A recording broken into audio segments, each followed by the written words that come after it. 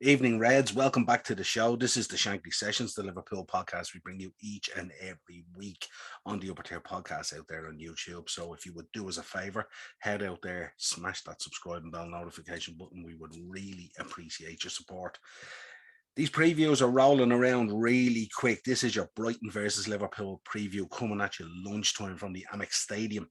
Going to be a tough little test for us, although Brighton aren't on a great run of form. They always give us a tough L game and raise the game against us. Anyone who listens to the show will know that I regard Potter very highly. He's an absolutely super coach. But we need to keep the title race going. It's all about us keeping the title race going. Brighton are facing a kind of an uphill battle. They're on a 4-game losing streak. They went down 2-1 to Newcastle there in their last outing, which was a bad loss for them, Not to say that our own form on the form guide looks good, but if you look at the West Ham game, we made hard work of it. And if you look at the Inter game, we made even more hard work of it than it should have been. But nonetheless, we're through to the quarterfinal of the Champions League. And now it's time to redirect our energy to the league again and keep this title race going as we play before Man City again. Klopp will know the dangers of this Brighton side. I was there firsthand, standing in the Kop, watching it unfold when we played them in the league at Anfield.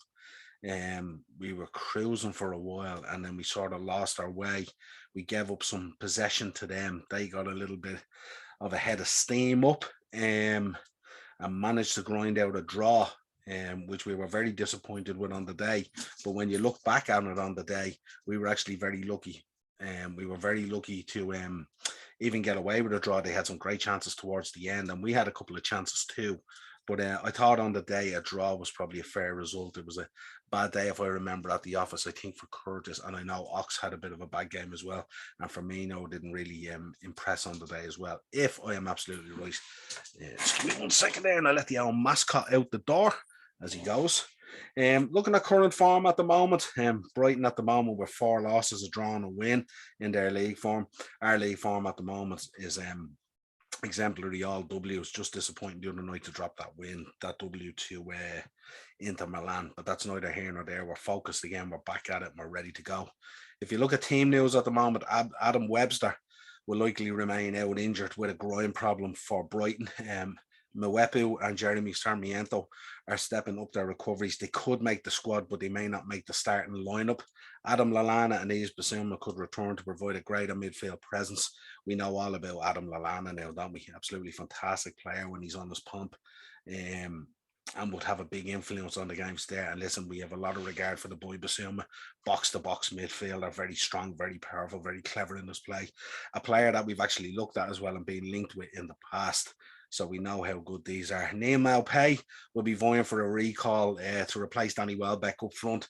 And again, we know that the dangers of Neil Maupay, absolutely brilliant finisher and stuff like that, and has scored so many crucial goals in last minutes and injury times this season for Brighton as well to dig them out. So we know how good he can be. For the Reds, of course, ourselves, Bobby Firmino wasn't quite ready to return for Inter Milan, but may be ready for this weekend and may be selected based on a front line that's misfiring at the moment.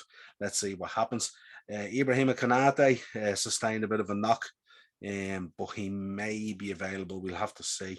But we would expect changes to be made ahead of a big game against Arsenal coming up as well, that catch-up game in the league. So what that means is Hendo and Diaz could start. I'd like to see Luis Diaz start. Again, I'd like to see him, really powerful running at Brighton, but also with a bit of end product to his endeavours. But we shall see what happens. Potential starting lineups for Brighton: Sanchez, Veltman, Dunk, Duffy, Lamptey, Moder, Basuma, Gross, Cucurella, Trossard, Maupay. How good has Cucurella been this season, boys and girls? He's been unbelievable. And we know the danger that Gross, Trossard and Maupay present to us because they tortured us at Anfield for about that 15-20 minute period. So yeah, we'll have to be very careful of those guys as well. Also, Dunk was the one who picked up that goal, I think, in the loss to Newcastle off a set piece. So we'll have to be very careful of Lewis Dunk. And we know how solid our own Shane Duffy can be at times. So we'll have to be really careful. Also, the boy Lamptey out there as well, one to keep an eye on. So there's lots of danger in this Brighton side. We can't be complacent. We certainly can't show up with the expectation like what we did at Anfield the other night. We need to go out there, professional job, go about our business, put the points on the board, kick it back to Man City again. On Monday night, I think they're away to Palace. Not an easy place to go. You kind of expect Man City to pick up the points, but who knows? If we heap the pressure on them, bring it back to 3 points, anything can happen at Selhurst Park. For Liverpool, of course, Alisson, Trent, Matip, Van Dijk, Robinson, Henderson, Fabinho, Keita, Salah, Mane, and Diaz. A lot of Reds fans been listening to it. They've been calling that Salah looks a little bit tired and kind of a little bit out of ideas at times when he's picking up the ball these days. Mane, similar as well, kind of a little bit sloppy in possession and stuff like that, maybe a little bit of fatigue kicking in and stuff like that. But like, how do you drop these boys? You know, very hard to drop them. I know there's options there, but in reality, is this the game that you want to drop them? Away to Brighton, tough fixture, and real pressure on there to keep the 3 points going. So I don't think this is the game to do it, and I don't think the Arsenal game is going to be the game to do it either. So I don't see any of these boys getting a rest anytime soon. But listen, we're a victim of our own success. We're fighting on all 4 fronts and we're heading for a quadruple potentially. And I'm not even going to mention that because that is the kiss of death. So we won't even mention that quadruple at the moment. But we are fighting on 4 fronts. Sorry, 3 fronts because we already have one in the bag. What am I saying? If you look at the betting at the moment, Brighton are 5-1. The draw is 16-5 and Liverpool are 1-2 on. I think personally that's long odds for Brighton. I see this being a very tight game. If you look at my prediction on it, I'm looking at Liverpool. I'm thinking 2-0, maybe 2-1 with Brighton getting a late consolation, but I think 2-0. But safe to say in the last few games, we've been making really hard work of it and creating drama that certainly the team doesn't need.